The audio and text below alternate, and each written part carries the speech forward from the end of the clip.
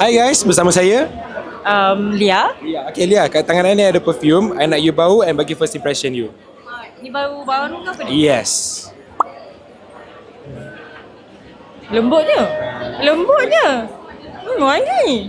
Wangi. Your first impression is lembut and wangi lah. Yes, yes. Okay, based on apa you impress tadi kan, apa karakter yang sesuai dengan perfume macam ni, vibe-vibe dia?